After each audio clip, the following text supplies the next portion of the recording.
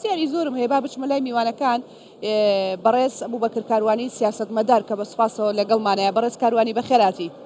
سوپاس کە ئامادەی لەگەڵمان کە شەهۆی مێپس چۆن بوو بەلاتەوە دەنگ و ڕەنگە جیاوازەکانی لە ناوخۆ دەرەوە کۆ کردوتەوە بەڵام ئەبووە لە ناوخۆ دەنگ و ڕەنگی جیاوازتر کۆکاتەوە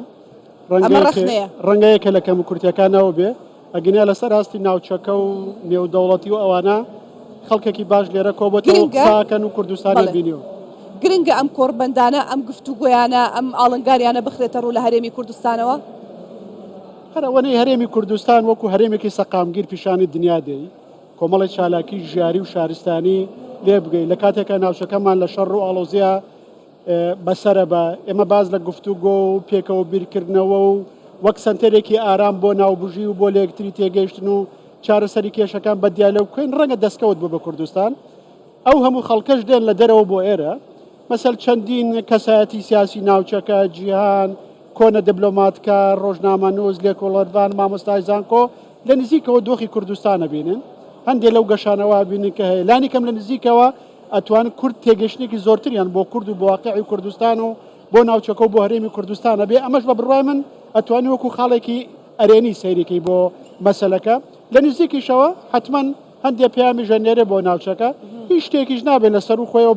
بارگاویکەی ئەبێ لە چوارچێوەی توانەکانی خۆیان لە ڕاستیات تەفسیری بۆ بکەین گرەوی زۆری لەسەر نەکەینیان دەتوانین ئەمە بکەینە دەرفەتێک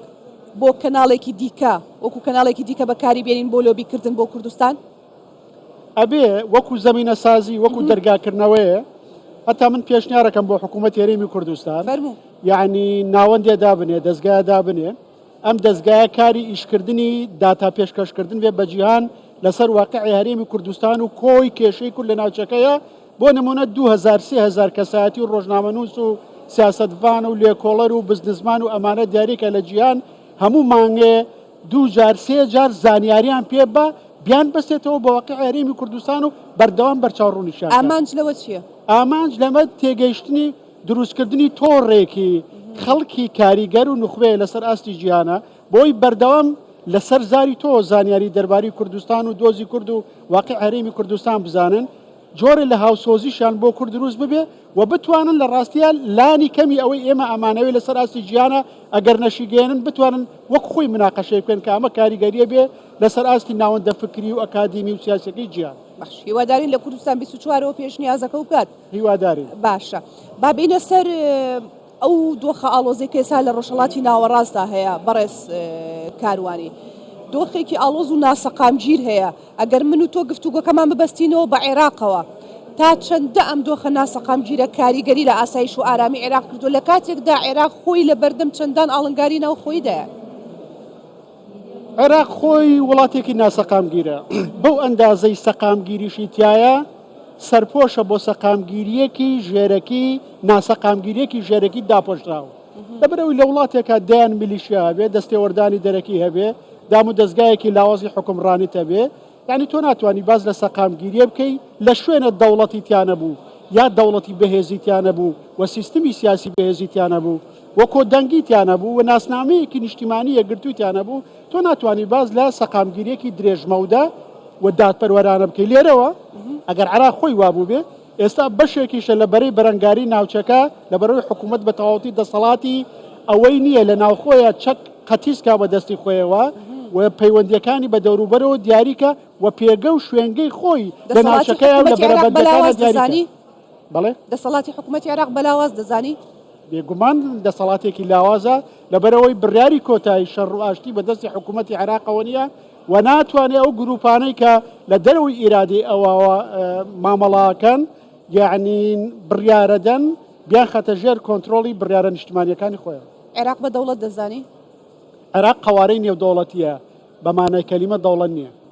بۆچی لەبەرەوەی دەوڵەت ڕەگوڕیشەیەکی هەیە بە شێوەیەکی سروشتی دروستە بێ گەلی تایە گەل نیشتیمانی تایە ئەو دوو پایە سەرەکیە زۆر گرنگە و ناسنامەی تایە ئێمە نە شتێکمان هەیە بە ناوی گەلی عێراقەوە کە لە ڕاستیان ناسنامەیەکی یەکگرتووی عێراقی کۆیانەکاتەوە نەخاکی عراقیش بوو بە نیشتیمان براد لە 2012 وتارێکم بەو ناونیشانە بۆ ڕۆژنامەی شەرق الأوسط نووسی عراق أرض لم تتحول إلى وطن عێراق زەویەک بوو جوگرافیا بوو نەگۆڕا بە نیشتیمان لە شوێنەکە نیشتمان سیازی شکستی خواردبێ گەلسازی شکستی خواردبێ دامەزراوە سازی شکستی خواردبێ و تۆ جۆرەها دەستێوەردانت هەبێ و دام و دەستگاکان لاواز بن ناتوانی باز لە دەوڵەتێ بکەیت کە هەمووان وەکو یەک بپارێزێ و هاوڵاتیەتی یەکسان بەرهەم بێنێ و ناسنامەیەکی هەبێ لە ڕاستیان لەگەڵ ناوەڕۆکی دادپەروەری و دەستور سالیاریە گونجاو بەڕێز کاروانی ئەمە بۆ عێراقی دوای 2023 ڕاستە بۆ عێراقی دوای 2023 هەر ڕاستە یعنی پرۆسی گەلسازی نیشتمان سیازی هاوڵاتی سیازی حکومەت سیازی لە ڕاستیا شکستی خواردووە و هەتا دەسەڵاتێکی ناوەندی دیاریکەری سیاسەتی ڕاستەقینەمان لە عێراقانیە بەڵێ لە عێراقی نوێشە هەر ڕاستە بە هەندێک گۆڕانکاری ئێکەواتە ئەگەر بەپی شرۆڤەکانی تۆ بێ ئێستا عێراق لەبەردەم مەترسێکی زۆر گەورەدایە لەو جەنگەیە کە ئێستا ڕۆژهەڵاتی ناوەڕاستی گرتووە عێراق گەورەترین مەترسی عێراق لەسەر خۆی ناو خۆیەتی لە ڕاستیە پێکەوە ژیانی پێکاتەکانیەتی ئەو هەموو یعنی زڵم و خراپە و ناحەقەیە کە لە دوای 2023 و لە خودی عێراقە ڕووداوە جگە لەو مێژووە خوێناوی و دیکتاتۆری لەوە پێشەمان بووە و بوونی ئەو هەموو مولیشا و فەرتەنە و سەرهەڵدانی داعش و ئەو دەرەنجامە ترسناکانەی لە عێراقا لێ کەوتۆتەوە ئەو دەستێوەردانە دەرەکەی و سەروەرنەبوونی عێراق بەسەر خاکی خۆیان بەسەر بڕیاری سیادی خۆیان بە تایبەتی ئەوەی پەیوەندی هەیە بە داڕشتی پەیوەندی دەرەکان و بڕیاری شەڕۆژ دوو خاڵ لێرە من دەیکەمە پرسیار بۆ تۆ عقلێتی حکومڕانیە لە عێراق وای کردو عێراقە لاوازە بێ کە تۆ باسیەکە یاخود دەستوەردانی دەرەکیە ئێمە بەو ئەندازەی دەستێوەردانی دەرەکیشمان هەبێ پەیوەندی بە عقلێتی حکومڕانیەوە هەیە بەو ئەندازەی ئیستعمارمان هەبێ پەیوەندی بە ئامادەگی قبولکردنی ئیستعمارەوە هەیە لەبەرەوە جەوهەری شتەکە پەیوەندی بە کولتور و بە ڕۆشنبیری سیاسی و بە نخبەی سیاسی عێراق و بە مێژووی سیاسی و بە خراپ دروستبردننی قواری عێراقەوە هەیە و بە کەڵەکەبوونی هەموو ئەو هەڵە و ناتەواویانەی کە لە 100 ساڵی ڕابردووە لە عێراقا لە چوارچێوەی پرۆسەی ئەوەی ناویان ناوە بیناکردنی دەوڵەتی عێراق ڕوویداوە ئێستا کەڵەکە بووە عقلی دەوڵەتیشمان نییە بوو ئەوەی هەڵەکان ڕاستکاتەوە جارێکتر عێراق بیناکاتەوە بە شێوەیەکی جیاواز بە پێچەوانەوە ئەمانیش هەڵا خەنە سەر هەڵەتکە هەڵەکان و هاوچێشەکان ئاڵۆسترە بن بە جۆرێ کە خەرجیەکان یان چارەسەرەکان پڕخەرجی تر بن تۆ غەدر ناکەی کاڵی عقلی دەوڵەتیمانە لە عێراقدا بەداخەوە نیمانە عقلی دەوڵەتی پیاوەی بەوەیە کە بیرەکاتەوە بۆ وڵاتەکەی بۆ میلەتەکەی لەسەر ئاستی حیزب و گروپ و نەتەوە و تایفە و ئەوانە بیر ناکاتەوە بۆ عێراق بیرەکاتەوە و دوورمەودا بیرەکاتەوە ئەوە ئاکا کە بەرژەوەندی گەل و وڵاتەکەی تیا لە ئەم بیر و عقلە لە عێراقانیە زۆر کەمە و زۆر دەگمەنە بەپێی شرۆڤەی ئەم چەند ڕۆژە بێ کە لە مێبس کراوە ئەو شرۆڤ و گفتوگۆ جیاوازانەیە کە دڵنیام بەڕێزی شت یەکێک بووی لە میوانە ئازیزەکان و ژێبیستی بووی باز لەوا کرێت کە بازنەی ئەم جەنگە فراوان دەبێت جارێ پێم بڵێ شرۆڤەکانی تۆ پێشبینەکانی تۆ ئەم جەنگە فراوان دەبێت لە ڕۆژهەڵاتی ناوەڕاست خۆ ئەگەر بێت و ئەو جەنگە فراوان بێ دیسانەوە جارێکی دیکە بۆ عێراق چی دەگوزارێ ئەو جەنگ هەر ئێستا فراوان بووە لەوە فراوانتر یعنی لە هەر ئێستا خۆی جەنگێکە لە فەڵەستینەوە بۆ لوبنان بۆ سووریا بۆ کۆماری ئیسلامی ئێرانی گرتوتەوە تەنها بەهۆی ئەمریکەکان و فشاری ئەمریکەکانەوە هەندێک بۆمبارانی ئیسرائیلەکان بۆ عێراق دواکەوتووە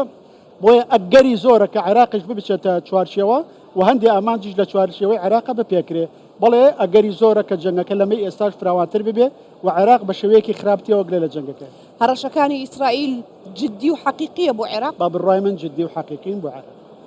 چی وای کردووە عێراق پەلکێشی ئەو جەنگە و ئەو بازنەی ئەو مەترسیانە بکرێ ئایا هەر گروپە چەکدارەکانە دەستی دەرەکیە و عقلێتە حکومڕانەیە کە تۆ باسیەکەی گروپە دەرەکەکان دوو مانای زۆر گرنگە دەن بەدەستەوە یەکەمیان ئەوەی کە بڕیاری شەڕ و ئاشتی بەدەست حکوومەتی عێراقەوە نییە و ئێمە هێزێکی ئایدۆلۆژیمانەیە لە عێراقا کە چەکی بەدەستەوەیە ئەوە پەیوەندی بە پرۆژەی دەوڵەتی عێراقەوە نییە پەیوەندی بە پرۆژەیەکی هەرێمایەتی ئایدۆلۆژی مەزەبیەوە هەیە کە ئاسان نییە دەوڵاتێک وەکو عێراق کۆنتترۆلیکە دووەم هەر ئەم هێزە چەکدارانە ئامرازی دەستێوەردانی دەرەکەین کە ئیدارەی کۆی ململانەکەکان لە ناوچەکەیە و هەر بیان و پاساویشن بەدەست ئیسرائیل و ئەمریکا و خۆر ئاواوە بۆی زەربە لە عێراق بۆشن و دەستێوەردان بکەن کەواتە ئەتوانین بە زیاد لەلایەکە ئێمە ڕۆڵی ئەم گروپانە لە ڕاستیە و کاردانە و دەرهاویشتەکانیان لێک بینەوە باش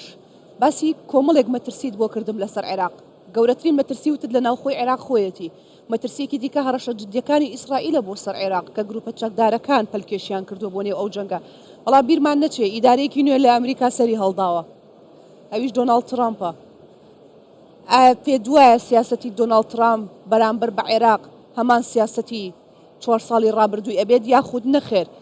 دەوری دووەمی دۆناڵد ترامپ یاخود خولی دووەمی دۆناڵد ترامپ جیاوازە بێت لە بەرامبەر عێراقدا؟ بە بڕای من دۆناڵد ترامپ فشاری زۆرترەکە و قسەی یەکلاکەراوترەکە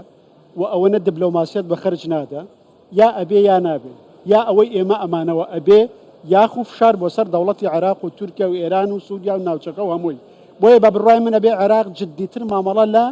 گەڵ ترامپ بکە، لەبەرەوەی ئەگەر مانۆ ڕێشتێ لەگەڵ ئیدارەی پێشووی ئەمریکا کرابێ یا ئەوان قبولیان کردبێ، پێم وایە عقلی ناوچەکەی ترامپ ئێستا ئەوە قبول ناکە. تا ڕەدەیە عقلێکی یەکلاکەرەوەیە، عقلێکی بەلاداخستنی کێشەکانە، عقلی ئەو پەڕی فشارە، عقلی یا لەگەڵما یا دوژمناتی مەکەی واگەر گفتوگۆ بکە یا هێز بەکاربێنێ، یعنی بە شێوەیەکی ڕۆشنتر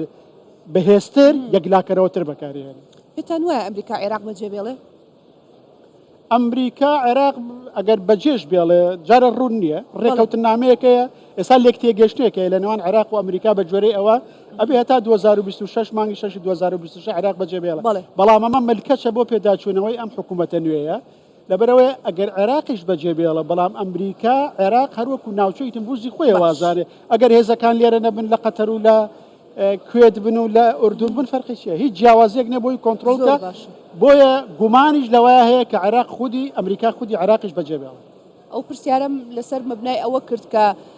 وڵاتێکی زلهێزی وەکو ئەمریکا بە هەزاران دۆلاری خرج کردووە لە عێراقا و بە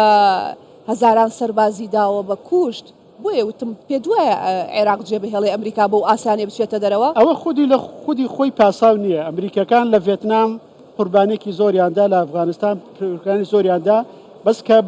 پیان وابوو مانەوەیان چیتر لە بەرژەوەندیان لە عێراق هەیە، بەرژەوەندی نییە. ئاخر مەسەلەکە ئەوە خودی خۆی دیاریکەر نییە، قوربانیان داوینیان کردووە. ڕاستە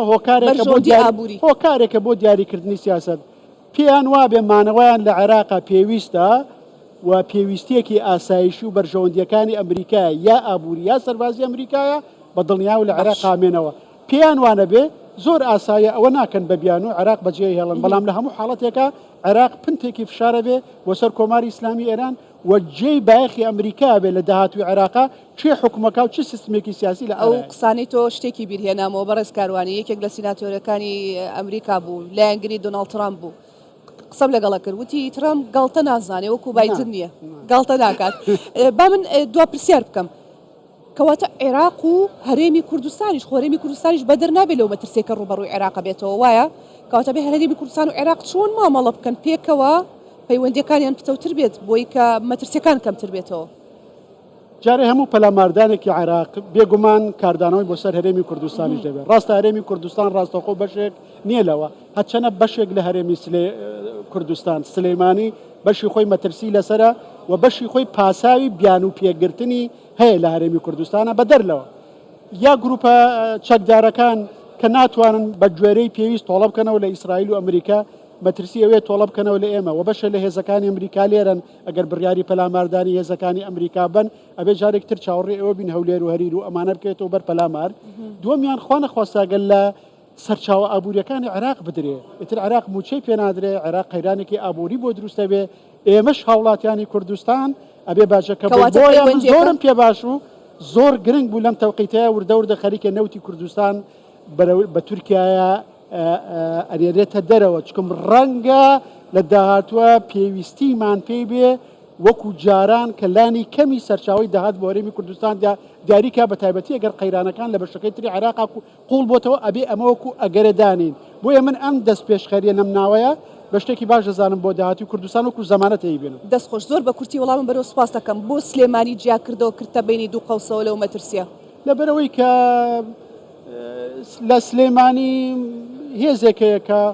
پێیان وایە ئەمریکا و ئیسرائیل و خەڵکی ناوچەکەش پێی وایە کە نزیکێکی زۆرتری لە کۆماری ئیسلامی ئێرانەیە و هەندێک دەنگ و باس و راپۆرت و شتیواڵێن، هەندێک لە سەرکردەکانی حەشتی شعبی و ئەمانە پەنیان هێناوە بۆ ئێرە. دەبێت هیچ یەکلاکەرەوە نییە لەو بارەیەوە، بەڵام یعنی ئەو گومانانە هەیە ئەو پەیوەندی نێوان سلێمانی و حەشتی شعبی وەندێ لە سەرکردەکانیان ڕەنگە گومانەکە لێەوە سەرچاوی دروست کرد بێ هیوادارم کاوشتە ڕوونەدا و سلێمانی پارێزراو بێ وەکو هەرێمی کوردستان و لەبەرەوەی ئێمە وەک کۆی هەرێمی کوردستان بەڕاستی لەو ململانەیە دوورین هیوادارم ئەو شۆر فرۆشتە ڕوونەدا وەکو هەموو کادەڵێن هەموو شارێک کوردستانە هەموو شارێک کوردستانە بە تابەتی ئێمەمانان جیاوازی هیچ شوێنێکی کوردستان نەک لە هەرێمی کوردستان ناکەین لە کوردستانی دایک و گەورەشان ناکەین. سپاس دەکەم بەڕێزە بووبەکە کاروانی سیاست مەدار سپاس بۆ شرۆفەکانە دەست خۆش.